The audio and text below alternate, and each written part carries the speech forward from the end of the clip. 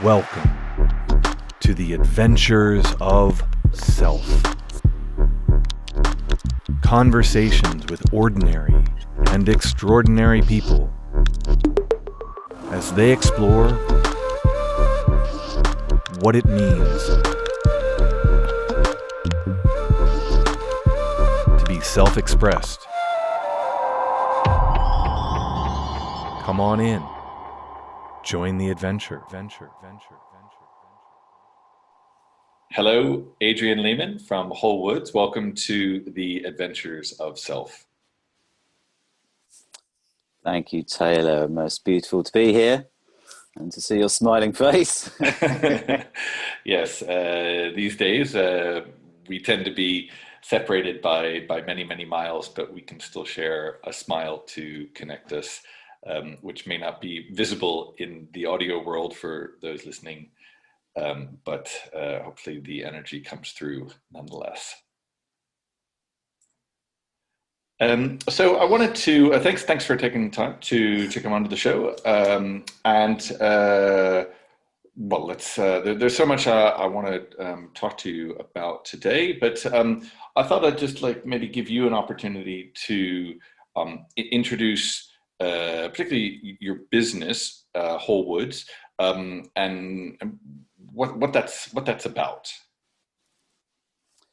Thank you. Yeah. Okay. So Whole Woods is a sort of a shop front, if you like, for this arena for me to bring to the world the things that I love doing, basically. And I'm somewhat of a subsistence artist, and I've created a business, a fairly humble livelihood out of pursuing the things that are a combination of simply what I love, what I'm good at, and what I think the world needs more of. Largely the things that we end up doing are community building projects where we create rustic infrastructure, outdoor buildings, classrooms, compost loos, craft shelters, all manner of different quirky, lovely, natural, mainly timber buildings for trusts, charities, community groups, any educational organization that's not for private benefit, basically. And the way we go about it is that it's a community built event. So usually those host organizations have got bugger all money, but a good intention and a worthy cause. And so we take on the commission as an educational event. We take on maybe 10, 12 people for anywhere from a 2-week to a 3-month period. We train people up on the job, give them an opportunity to learn and also to live as a tribe for that period of time. We're camping outdoors. And those people also come in order to contribute to something bigger than themselves. It's an absolute labor of love from my point of view. And it's just sort of a naturally evolving process, I suppose, that is still going and growing and changing and always making me question why the hell I'm here and why I'm doing it. Yeah, and I think what I want to pick up on, which is really fantastic to hear in your introduction, is that you're doing what you love to do, right? And sometimes we can both talk about any other past in other industries we had that may have paid more, for instance, in terms of monetary compensation, but didn't really provide more on a more intangible, soulful, personal fulfillment. And so you mentioned a couple of times, it's like you do what you love, and that's why you do it, right? And also what it provides to others. And I think it's really interesting just hearing you describe the, many of the projects that you have. It brings to mind, I mean, I just sort of thinking like, I don't know if it was by design, we're talking about many of these organizations don't necessarily have very much money or funding, but they do have people and they do have interest, and what that means in terms of the whole aspect of Whole Woods, because then it's not just a service where you're a designer, you're a builder, or a service and product provider, but you're providing so much more than that. You're providing a whole concept of what it means to connect with woods, with the specifics of timber framing, and I think you spoke about like this idea of natural spaces, right? That a lot of what you're creating is a natural space, and to maybe just talk to what that is, because I think that's a really interesting sort of concept of what it is that you're actually creating. Yeah, thank you. So when we started out, we were mainly creating structures for things like forest schools, which we still do, but it's widened out a lot. And in the main, we were creating and still do buildings that are round. So they're variations on different sorts of roundhouse designs. And the other common thread is that they're built from natural materials. So when we started out, it was very important to me that what we were offering was a space to be that broke from the norm. As a child grows into an adult, there's no shortage of time to spend in clinical, square, right-angled buildings that are essentially a collection of dead materials all piled up on top of each other in a form that the economic model allows.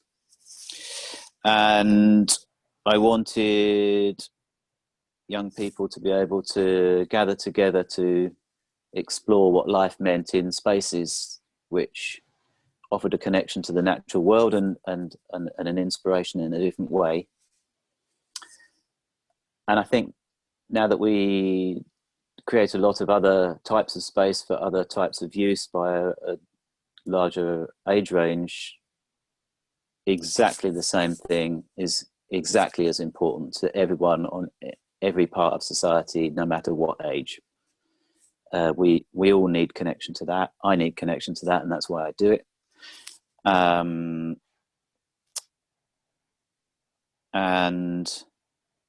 I think the other part of it that's really important to me is that I believe that everybody should have access to those sorts of spaces. They shouldn't be something that economy means can only be accessible to people with large assets or large disposable wealth. So it's very important to me that those spaces are community spaces. They are public access spaces. They're available to anyone, no matter what their background, what their wealth level, whatever. Yeah, I mean, like the more you describe, like the essence of wholeness just comes out, right, from the community, the access, the opportunity of learning and building for the people and the organizations that you work with, and the wholeness of the structure. I've had the privilege of spending some time in a couple of your roundhouse structures, and it is. Maybe you can speak to, because these structures go back, millennia, thousands and thousands of years. The construction of round circular spaces, and many indigenous tribes, around the planet for thousands and tens and hundreds of thousands of years, have gathered in circle, and there's something quite unique. You speak about sort of we're so used to right angle structures, and maybe there's a convenience to them, but there is something quite amazing and otherworldly about being on your own, let alone with another group of people. With a group of people in a circular space. Mm. Yeah, definitely. It's probably something I didn't experience until quite late in life, I would think, actually. I haven't thought to ask myself that question recently. When was the first time I experienced it? But it probably wasn't until my mid-20s, I think. And there is something unique about what, at least on the face of it, is a non-hierarchical structure. There isn't a front of house. There isn't the designated place where the person at the top of the hierarchy sits, and then everyone else sits in front of them, or what, something very beautiful about that. There's something, are there any other creatures on Earth that create square places for themselves to be? Probably not many, is my guess. Not that I can think of, but yeah. So there's something very homely, very natural, very connecting about it. It to us strangely seems very otherworldly, but it should be the other way around. But there's so much of the way that our thinking is, which is to do with things being linear, things being square, and actually the more connected to oneself and to the natural world one becomes, the more things start showing up as being cyclical, and circular and non-linear. So there's something in that for sure. Yeah, I mean, certainly in the work I do, we use circle work as a way of looking at consciousness, looking at cycles, as you say, in nature, and that we have gotten away from that, right? That the right angle, the unit of measurement, they're very useful concepts, but we've kind of replaced our connection to a natural world that, as you say, I mean, if there are natural examples of square structures, certainly that are built by other species, they are very, very few and far between. And certainly the egg nests, many dens and homes of animals have a circular basis to them. We have to mark a time, for somebody who's gone into natural building space, that it took 2.5 decades to even experience something like that. It's really, and sort of belaboring the point, but I think it's really useful as a foundation to talk about what, because it's in the name whole woods. The majority of the structures you build, as you say, are roundhouse structures, I think it's a beautiful metaphor for what it is that you're doing and creating. And as I said, the experience of being in one, of connecting with one, is quite magical. Yeah, it is, and it's. I don't know if it's still current, but until relatively recently, for sure, still the most common built shape on planet Earth was the round dwelling, which is still used in a lot of cultures. And scientifically looking back on it now, as it turns out, peculiarly, what a surprise, there are also some very good practical reasons for it. The round building has a lower wind profile.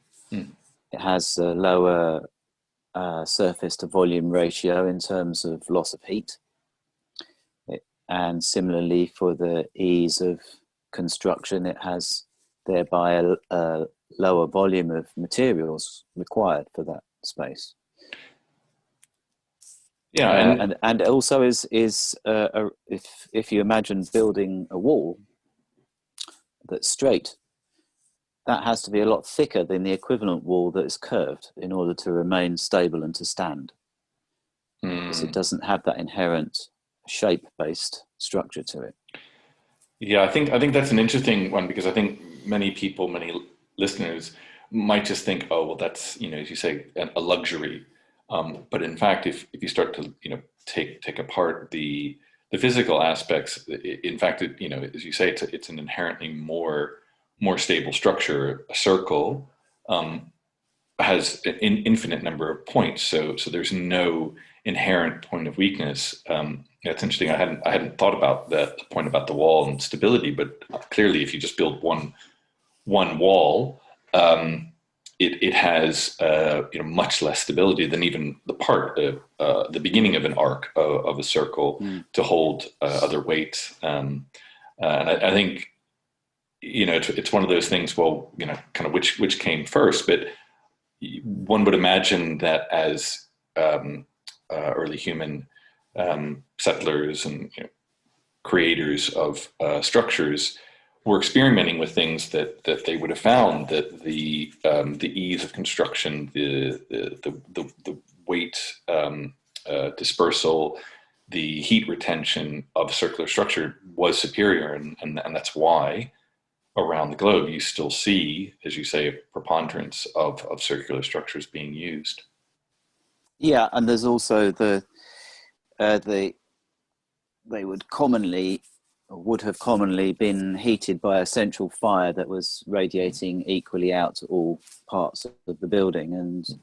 And similarly, the nature of, if one thinks about the nature of human contact and human gathering, it is more common that people will come together and gather in a circle. So I can imagine when the earliest people wanted to create shelter from the elements, that was when they didn't have a cave available, it would feel like the appropriate space to hold a group of people. It is rather comical now, of course, that in the world in which we like to square things off and level things out and straighten things up, that a lot of modern building materials really don't lend themselves well to building round buildings. So it's often not as straightforward now as depending on what materials you choose. But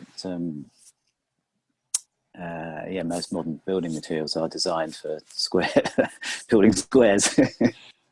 Yeah, so it's not as you say, not as straightforward for the circular buildings. Yes.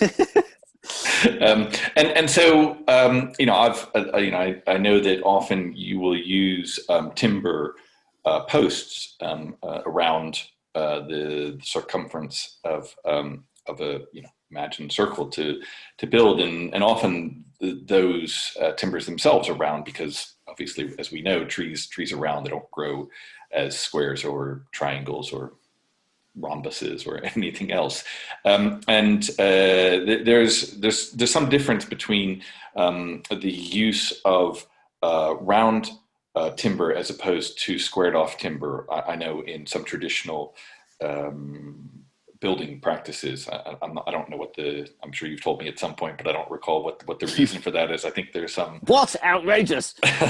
as I recall, I think there are some woods that are better able to hold their round structure, and but I don't remember the reason. So you can enlighten me.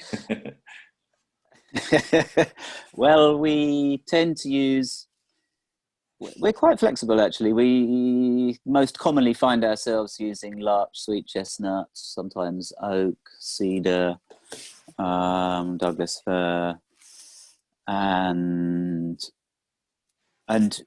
with any species, inherently there is more strength within the same volume of a timber that is left in its natural round form than there is with the equivalent sawn square mass of timber that is milled. because you're not cutting through any of the fibers, so the whole thing is intact. So they're proportionately a lot stronger. But as far as I'm concerned, that is a bonus.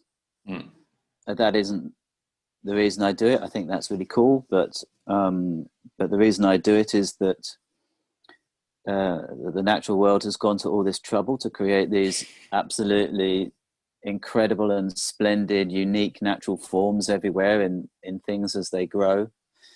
And I think to be able to include those within the built environment is a real gift for people. It's has been scientifically proven, but not that one needs it, but natural forms and natural shapes and textures are extremely relaxing, set against the backdrop of a world that's always speeding up and becoming more pressurized and more visually stressful and stimulating.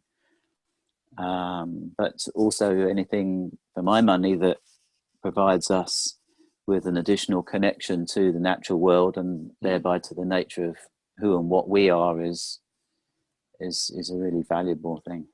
Yeah, I mean, sort of alluded to it, but we have so much disconnection from our natural world, and so the opportunity to bring that, to display that, to take, you know, our skills as humans to build structures, to determine, you know, how we're going to interact with the world, is one thing, and then but to bring that as element and aspect of, you know, connection to the natural world, has an interesting interplay, right? Because it's so much of the built environment we see is quite roughshod, right? There's very little taking into account of, you know, what a land requires in terms of, you know, what its aspect to the sun, or wind, as you talk about, and I certainly know, you know, on a personal level, being in a space like that, things feel calmer. Things feel, you know, I feel better, and as you say, right, that there is scientific proof, just not only, I suppose, in the look of the materials, but the actual structure itself. I also want just to, because we're talking about the roundhouse structure, talk about, because you work with a particular aspect of roundhouse, which I think is really amazing, which is the reciprocating roof. I don't know if you use that in all your structures, but I know commonly you use this, and I was kind of blown away when you first talked to me about it, and it's still sort of, I don't quite get it, you know, on a physics level, but obviously it works because there are structures that are up, they're constructed, they hold, you know, very large and heavy turf roofs, so they work. Yeah, that's right. It's well, to be honest with you, I had the same sense of them when I first came across them, and every single time that I build one, I I'm awed by the same experience. In addition to the fact that every time I build one, I'm in the back of my mind somewhere, I'm thinking, this could be the one that doesn't work. And fortunately, that hasn't happened yet. But yeah, it does. It's a splendid piece of geometry. And so, just to describe how it works, what's actually happening, why it's a reciprocating or reciprocal yeah. roof? So, well, these date back to, well, as far as we know, date back to about 12th century China. Certainly not a new phenomenon. And they're very commonly found on round structures, although there's quite a lot of variations that Leonardo da Vinci did, bridges and all sorts of different other shapes and structures using the same approach. But to explain it, it's the most common thing that we see in everyday, well, not so much now, I suppose, but still probably used to, is the concept of an iris in a camera. And in a iris in a camera, there are lots of different leaves all fanning out, one on top of the other, until the last one slips in underneath the first, all fanning around. And they can open and close. That's what the iris does. It opens and closes. So a reciprocal roof viewed from underneath looks very similar. So so if I describe the way we build it, actually, that will help. So the rafters are fanning out from the center like the spokes of a wheel, except that they're all offset in this reciprocal iris type way. So they're all self-supporting, or all supporting each other to support the whole load. So to build these, you have to set up one vertical post initially, and then the first rafter sits on that. Then the second rafter sits on the first rafter, which is sitting on the post, and then the third on the second on the first, which is sitting on the post, and so on and so on and so on, all the way around until you slot the last one in, and then you can pull the post away and it sort of settles and it locks, and the load of the roof is evenly distributed between all of those rafters, which are all locked onto each other, transferring the load straight out onto the ring beam. So the experience of being in them is incredible, because the first sense is, well, like, shit, what's holding the roof up? Quite different from most structures, even most round structures. The roof actually starts from, sort of whatever, 8 or 10 feet up, like a normal rafter you would have in an A-frame house, for instance. But like a teepee structure, you can see quite clearly that the column that's holding up that dome structure, whatever, is from floor to ceiling. And this, as you say, that there's nothing. It seemingly there's nothing holding up the height of the roof itself. Yeah, and I guess, again, with we build these as community projects for community use, built by the community, and built usually by a mixture of local people from the community and also a temporary community that comes together nationally, internationally, to be part of the project for a period of time. And so I'm getting low power mode. Might have to go and get a charger in a minute.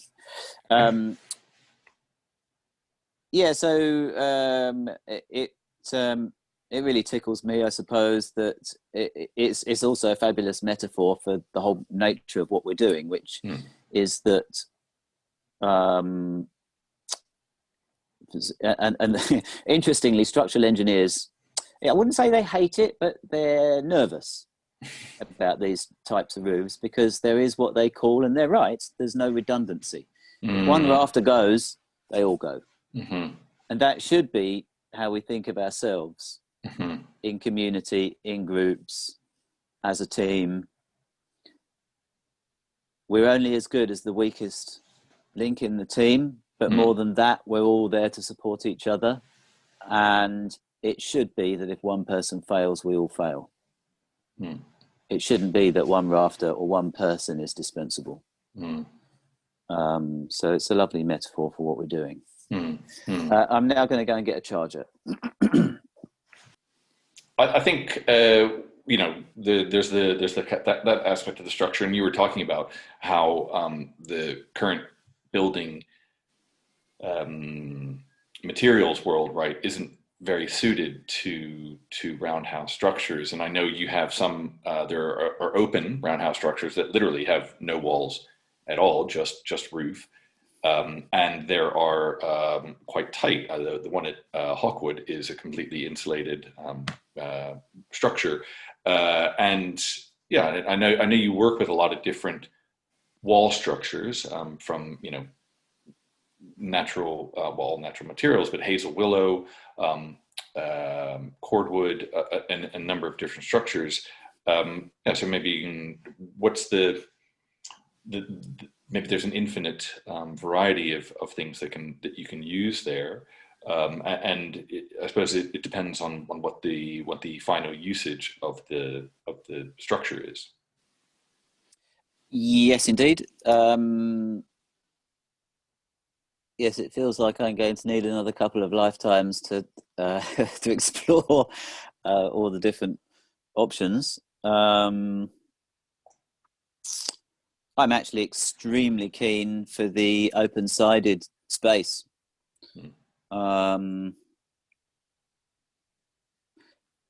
Because? Well, it's a quirky thing for me that I notice on projects where the building is to have walls, that, as you said earlier, one of the reasons I personally do this is because I love being outdoors. Mm-hmm. I love having a connection to outdoors and to wildness, to nature, to wilderness, to natural things of all types.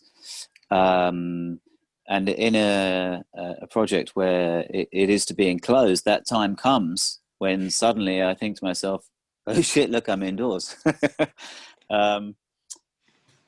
So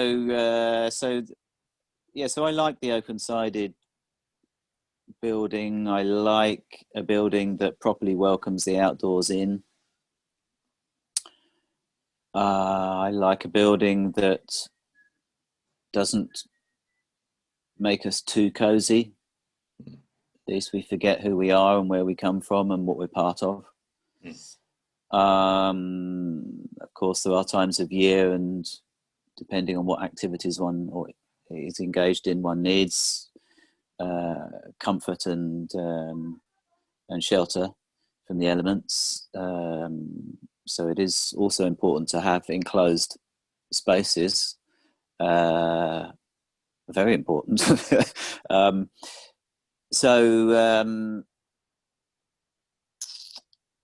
And I guess the uses that we tend to build for are educational and non-residential and non-dwelling based. Because they are community educational spaces. So sometimes they'll be semi walled. They may often leave the doorway open and have walls that are 3/4 height or half height to take some of the wind chill out, maybe to reflect a bit of the central fire heat back in, also to give a nice decorative surface. And commonly we actually will, even if it's to have walls, we will often leave at that point, and our part will be done, and the walls make a more easily achievable component that the group who are using the space can take over and build themselves, and that becomes a component that they take ownership of and becomes their creative endeavor, which adds to the space. Because there's because there's no structural weight component to it. Yeah, it's infill, so that can be a really nice, the walls can be a blank canvas and a point of handover for a group to take ownership of their space. Sometimes we do, as with the building at Hawkwood, take on as part of the contract to build the walls as well.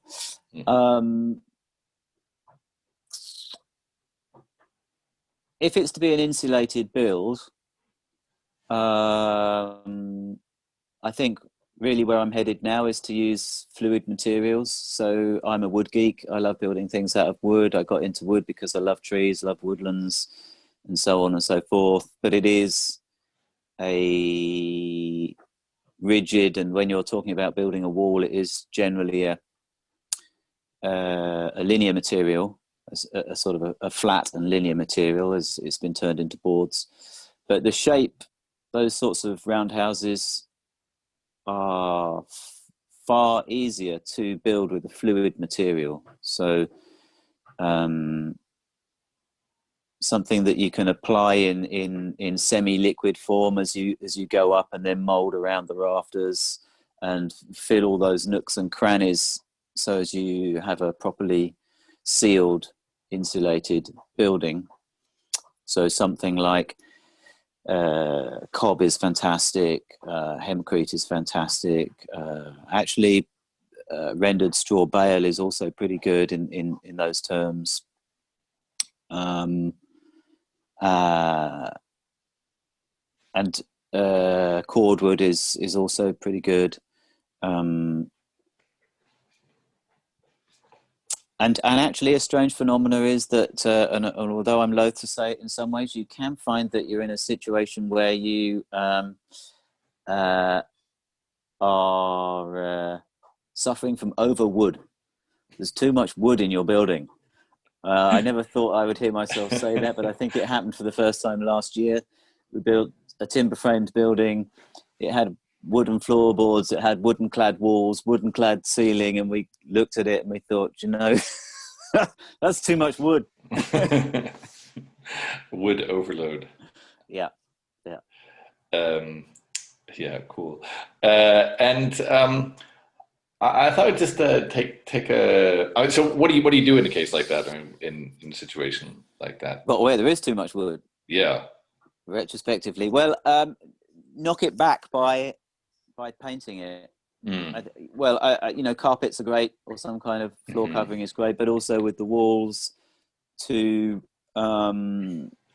give them a whitewash and then sand it back so that you've released some of the grain back through, but just visually it brightens the space. And it also, because partly what that overwood sensation is about is that there isn't a play between foreground and background and dominant and less dominant elements in the design. So everything's at the same intensity and the same surface quality.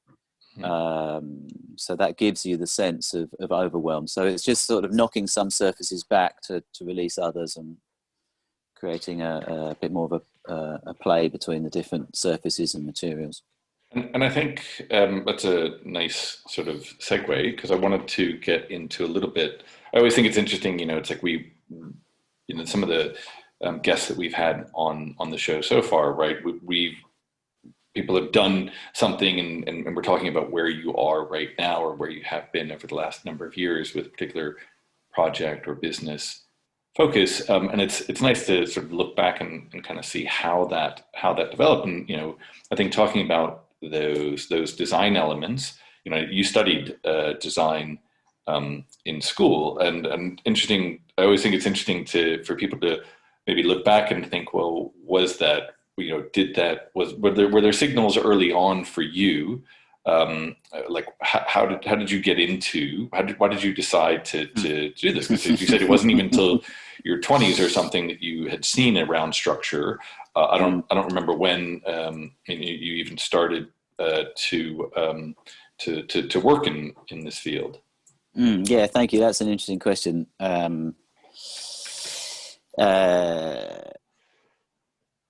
Certainly in terms of one of my interests, which is inspiring other people to follow what their calling is, and also to help other people feel empowered to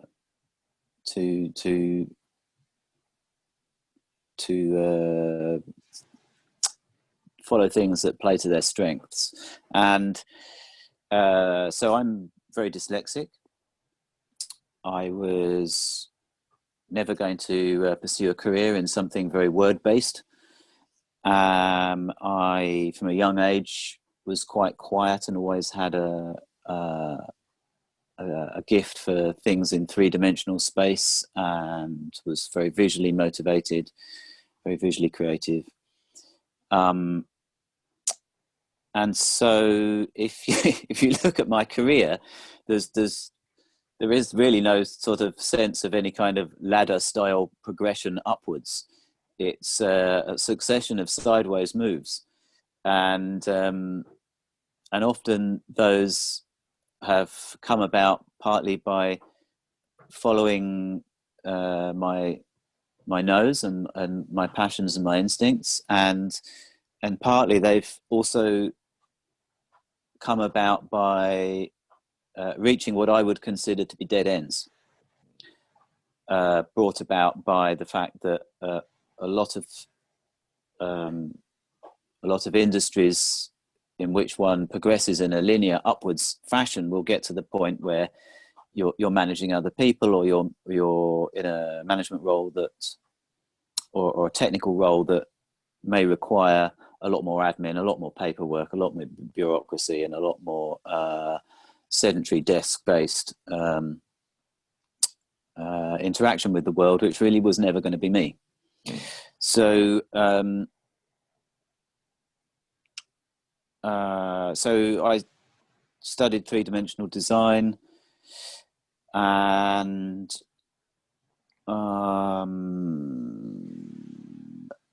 also had a strong musical part of me. So a large part of my life actually has been playing music professionally. But I got into design through college, and actually learned not hardly a single thing about use of natural materials, about ecological design, or about traditional techniques.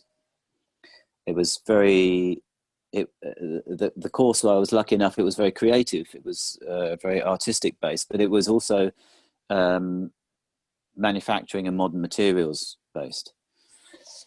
So I went on a period of rediscovery of those things, and after my degree and after a period of doing music, I spent 5 years being a course junkie, went part-time at what was my work then, and used all my spare time and money to retrain, and I followed my nose, and maybe over that period, I don't know, learned from 100 at least different specialists in the field, doing small courses and doing loads of volunteering. And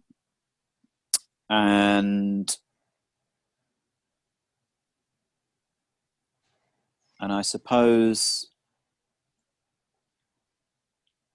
I was also very lucky, you know, part of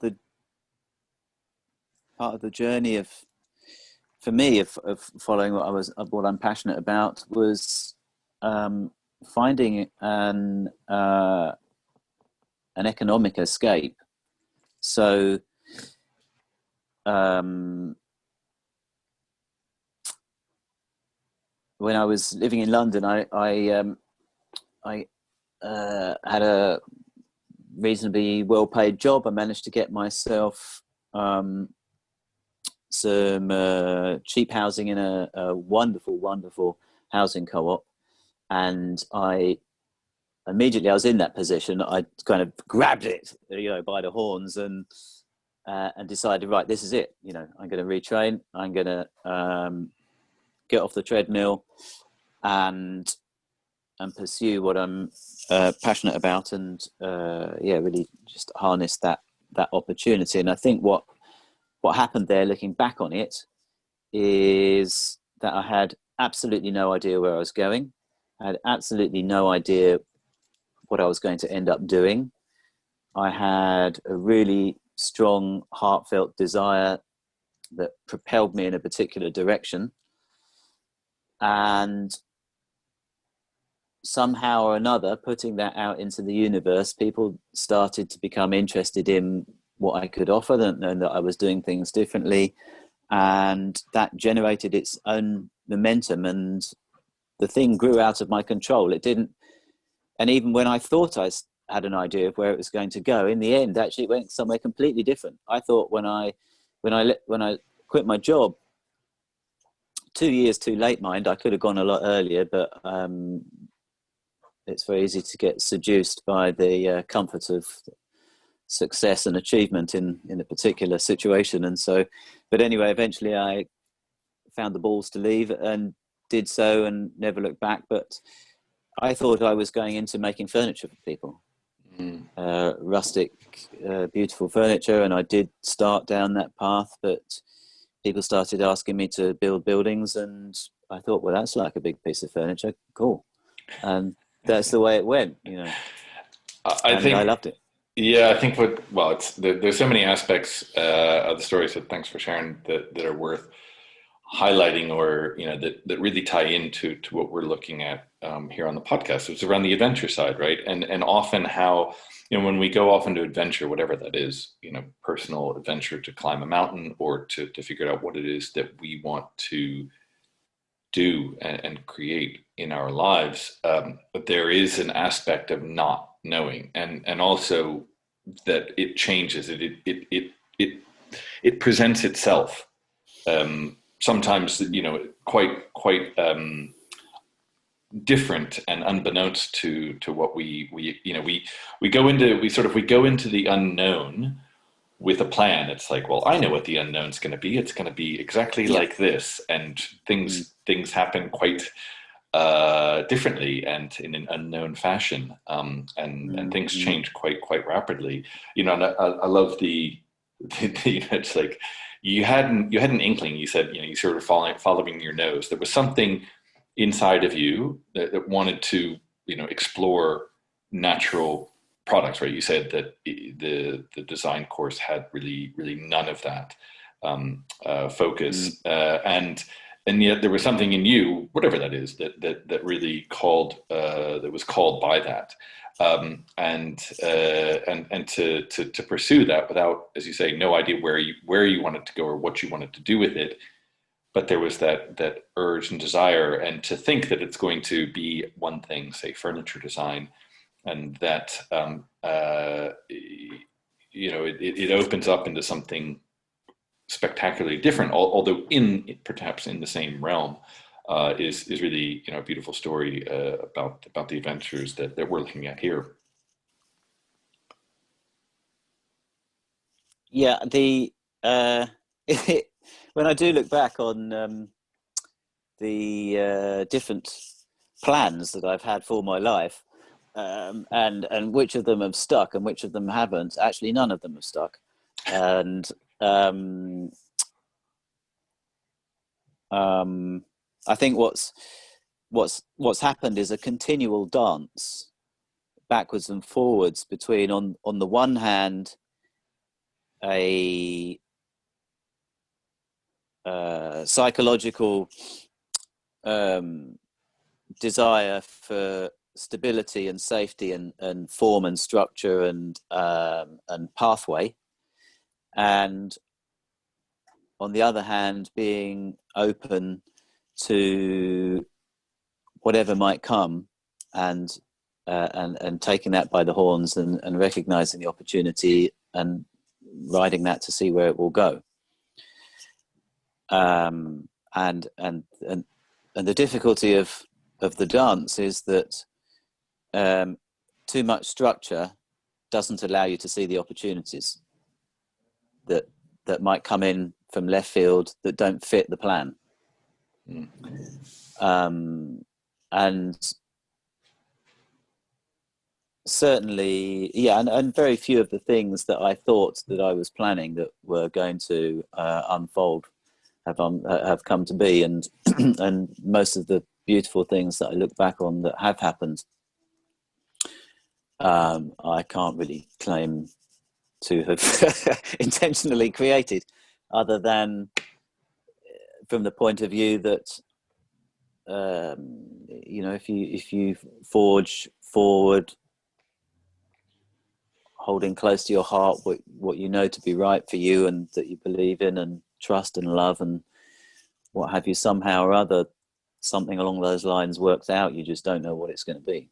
And I think what I picked up on in what you were just saying, it sort of ties back to what we were talking about earlier, that on some level, there is this dance with structure, and it's very similar to what you were talking about with the roundhouse structure. It's like there's a part of you that there are times when that roundhouse structure wants to be completely bare, and there's very little time for you when it wants to be completely enclosed, because it doesn't really let the outside in. It doesn't let that possibility for what else can be,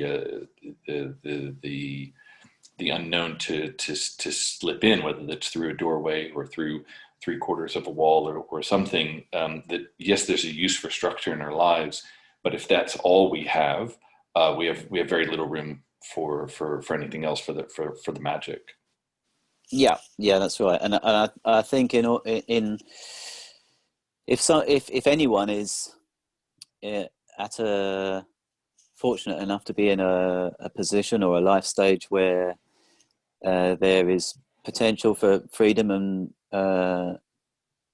movement or space or some opportunity to explore a different way forward that's maybe slightly murky or unknown or comical or foolhardy, just grab those moments, because better that than thinking, shit, what if I had? I wonder where that might have led. Yeah, and I think that's one of the the motivations of this podcast is to hopefully engage and inspire others, whatever that path is. For to follow that nose, right? To kind of bumble from one thing to another, because there's something about it there that's true, even if we don't know where specifically it's going to lead us, and we may think it's going to lead us to point A, and it actually leads us in a roundabout, sometimes treacherous and uncomfortable and a difficult path to point Q, and we say, "Oh, wow, I'm much happier than if I'd been at point A all along." And that's what I believe adventure that we're called to in our individual and collective lives is about. Yeah, and I think also in terms of that adventure, it's really good practice to turn up and say, look, I don't really know what the destination is. I haven't necessarily even got a particularly good idea of which direction to start traveling in. But as long as you can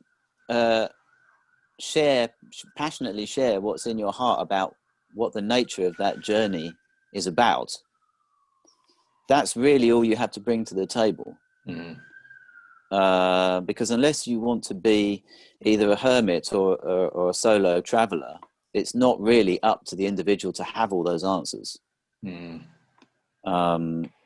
Well, and oftentimes I think, many of us, and I can certainly relate to this in many aspects of my life, both presently and certainly much more so in the past, we seek some aspect. You were talking about stability or certainty. There's a part of us that wants an aspect of stability, certainty, and therefore control.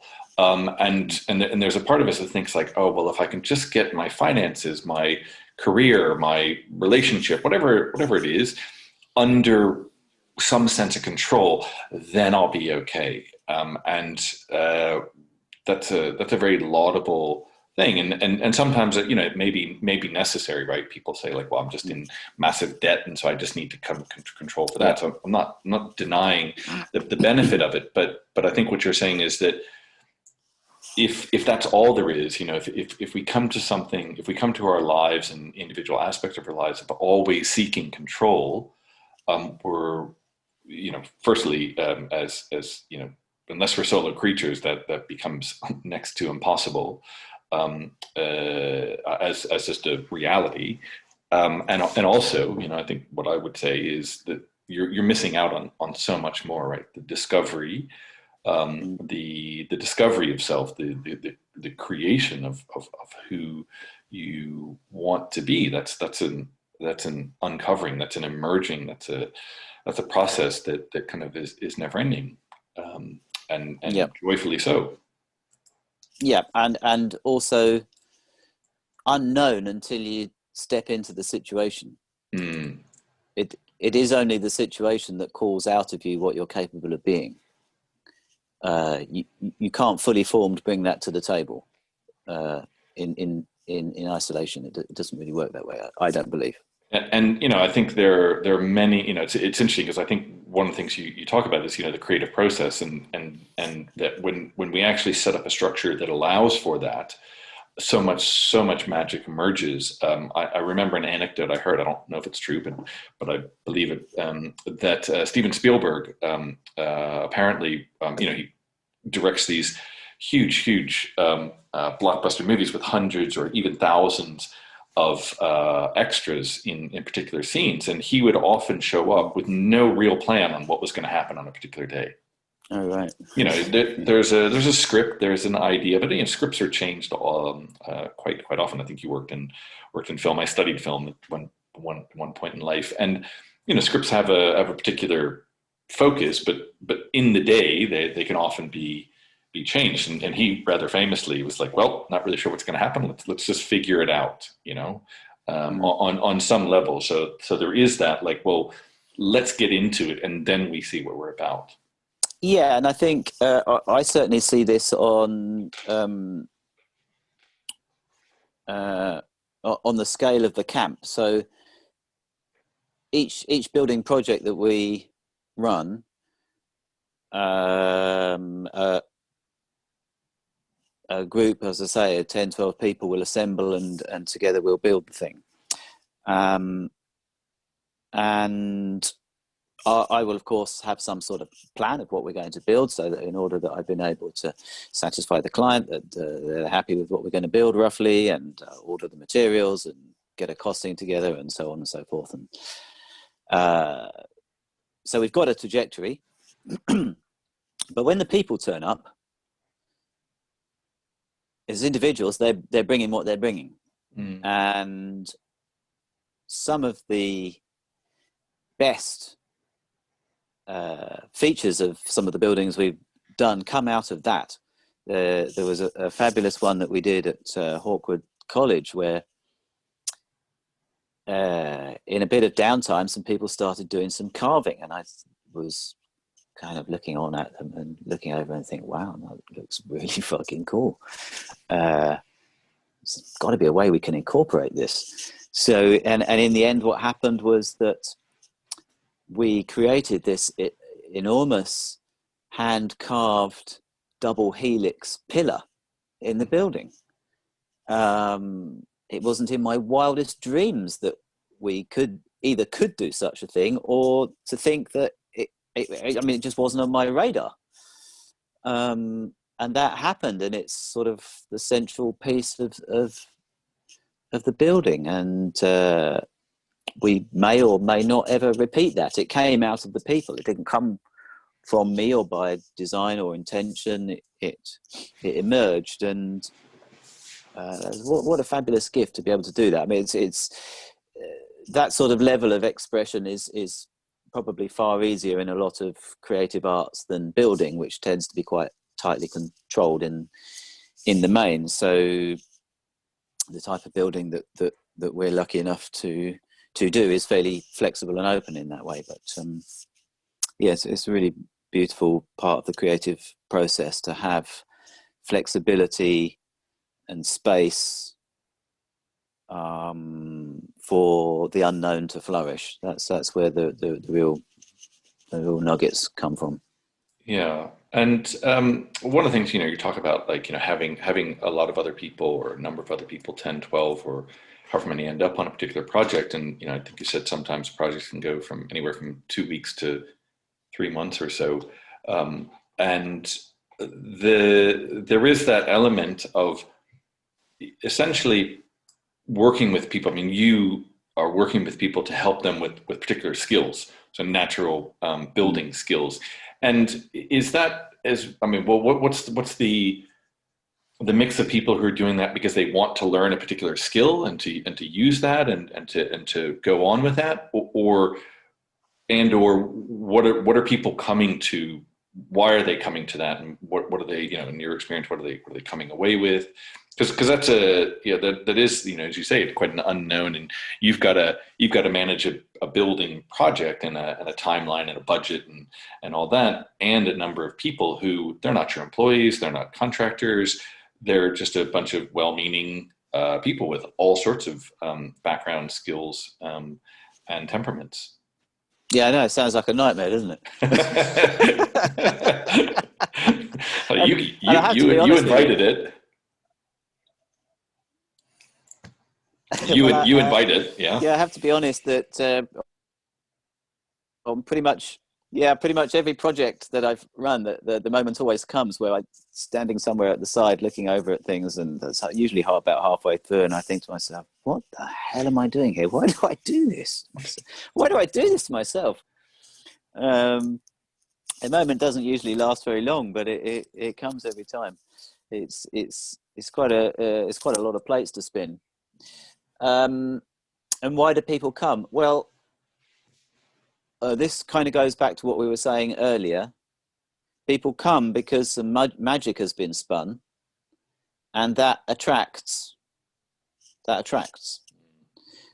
And that's why following something from your heart works. It's not because you've worked out a way to make it work. So people come for all sorts of different reasons.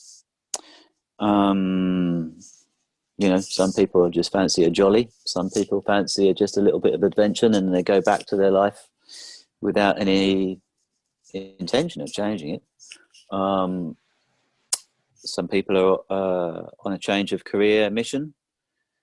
Some people are there simply for the craft and the love of it, as pursuing something that's a hobby.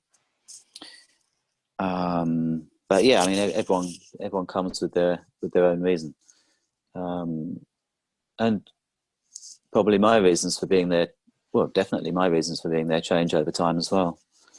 I'm now feeling that what I'm doing and where I'm going with it needs a tweak, needs a shove off into some new direction, and I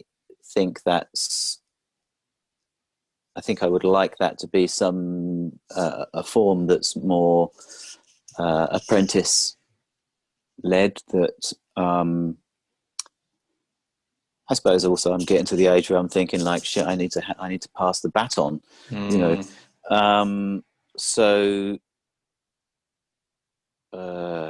so I'm wanting so that the builds are, I said that can be anywhere between 2 weeks and 3 months, and much more commonly they're really between 2 weeks and 4 weeks. It's pretty rare that it's 3 months. So that's a really beautiful, good chunk of time to be with people.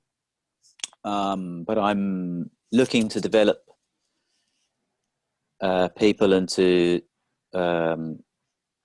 over a longer period of time, and to pass on a lot greater breadth and depth of skill and experience, and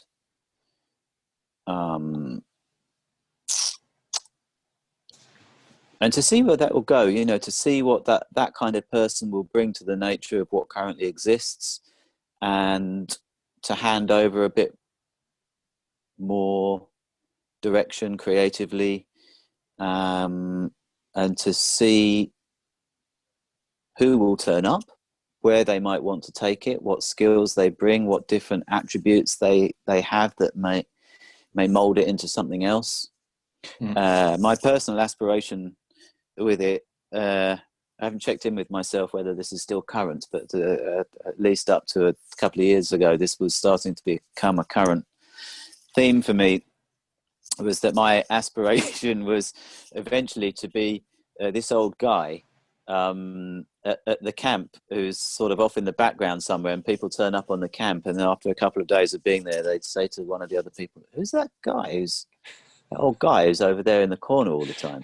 Who is he?" I've been saying that about you since I knew you, Adrian. Well, that raucous laugh just knocked my phone off its perch. So it's true. There's obviously an element of truth to it. No, it's really good, and it's. I want to look at that that aspect of apprenticeship and mentoring, because I know it's really important to you, and as you say, you're building it in. I do just want to highlight, because I think that actually there's something you said in that piece. I think it's really worth highlighting, and I think it actually helps with looking at this aspect of apprenticeship. Was, you said that one of the things that happens is, it's like the magic the magic is there, right? It's in the structure. It's inherent, right? When you build it, it attracts it attracts what it needs to it.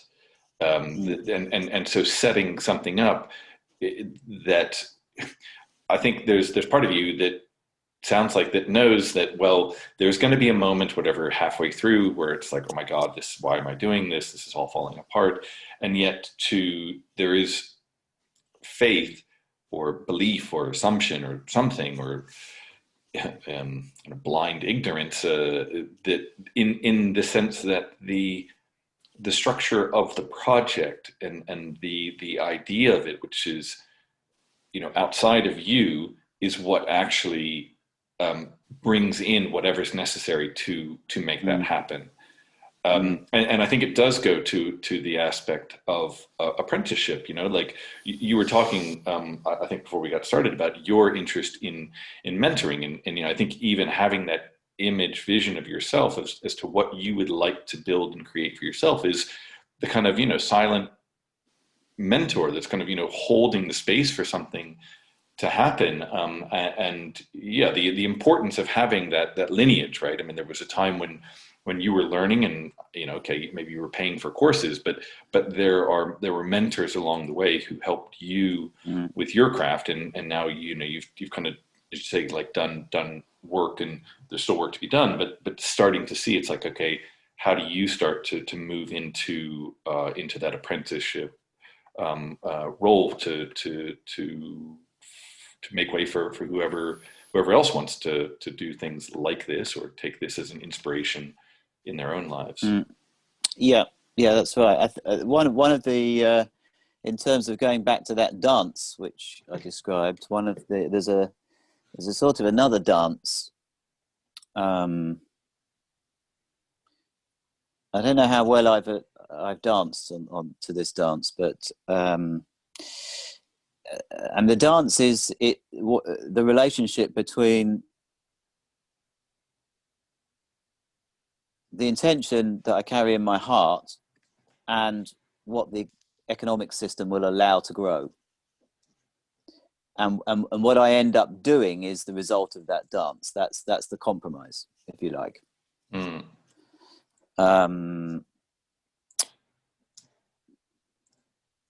And it's very important for me to really be honest with myself in terms of taking people on in an apprentice role, what the opportunity or outcome that I'm offering is, or rather, to be clear that I'm not really intending a particular outcome. I'm intending the experience for its own sake, and what they bring to it is what they bring to it, and what they take away from it is what they take away from it. And once that's done, or once they're ready, or once they're bored or had enough, or whatever it happens, where they decide to go is where they decide to go.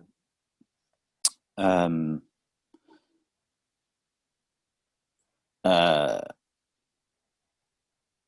it will be interesting to see, who turns up and what intentions those people might turn up with. And I suppose in some ways it's also not for me to say that someone's dream is unrealistic. I mean, that's completely flies in the face of what I'm about and why I did what I did in the first place. So if someone comes to me and says, well, look, I want to become a multi-millionaire doing what you do, who am I to tell them that they can't do that, or that that's unrealistic or unachievable, but so on one hand there's that. On the other hand,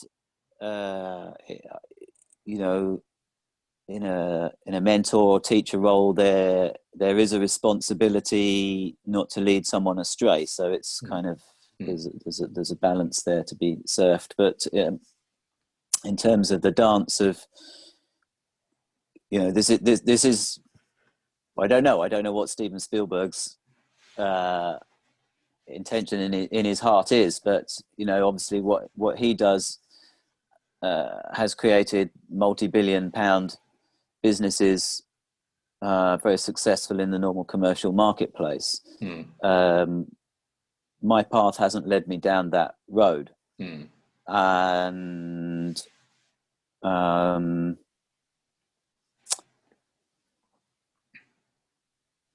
it's not really for me to stand up and say to people, well, look, copy this, your life will then instantly become a success.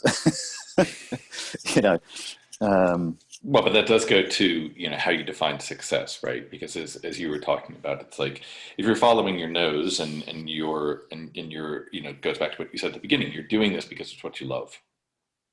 Yeah. And that even where you thought you might go with it, you know, maybe from your design background, that it was going to be, oh, I'm going to be making furniture, for instance, Yeah. and that as that developed, I mean, something in, you know, you had that opportunity, and something in you, because of the opportunities that were presented about building big furniture, i.e., buildings, that you chose to go down that route that you hadn't even really seen before, or you Yeah. hadn't really thought much about before, and that, you know, I think what is, yes, it's not about telling somebody what to do, but to provide your own lessons and vulnerability and the pain and of what you have done and experienced, and why you've done that. What somebody else does with that, that's up to them. Yeah. And in earlier on in my journey, when I was yes, I was a lot younger then, and when I was at the point where I was giving up my my then career in a previous life, as it is now, really, and pursuing what I'm doing now, there were a couple of people who were very key mentors for me at that time, and somewhere buried deep in my, actually it probably wasn't buried that deep, it probably, if I'm fair about it now, it's probably, I actually consciously thought, yes, if I follow this path, I'm gonna get what they've got, and I'm gonna end up with what they have in a situation like theirs. This is great. I'm going to do this. I can sort of, you know, and I kind of fixated on it. And with hindsight now, of course, looking at where I am, you know, I didn't end up where they are with what they have, doing what they do. And how could I have? Because the kind of person that they are, following their life path, led them to where they're now at. Who I am, doing what I do in my life path, has led me to where I'm at, and they're not the same place. And the only problem is the fixating on a particular destination. You know, my path has led me to a very beautiful place, and it's very, very different to where I thought I was going.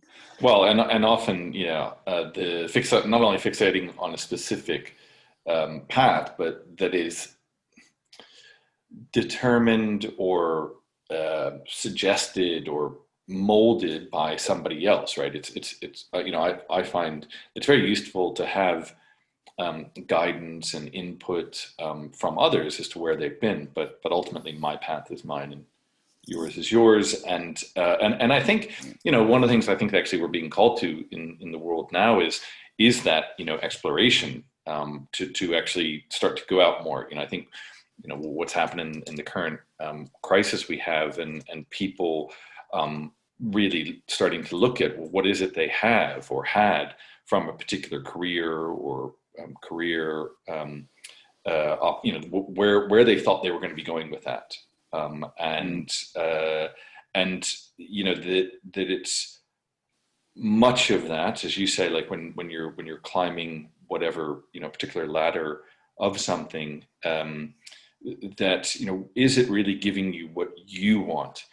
Joseph Campbell, I think, said, he said, you know, we can spend so much of our lives climbing a ladder of success, only to realize that it's against the wrong wall, you know, sort of propped up against the wrong wall, right? And we're climbing somebody else's definition of quote unquote success, because it has an allure. There's a social or financial or, you know, whatever, you know, aspect to that. And that's not to say that that's wrong, but is it yours? You know, if you determine that being on a particular path of ladder of corporate or, you know, whatever, mainstream, or any, I mean, you know, any particular success in a field, whatever it is, if you actually in your heart decide, yes, I choose this for myself, whatever it is, then, you know, who am I or anybody else to say differently? And ultimately that's everybody's decision and determination. Is what you're doing a fulfillment of yourself, or is it a fulfillment of somebody else's criteria of what constitutes success or fulfillment? Yeah, that's right.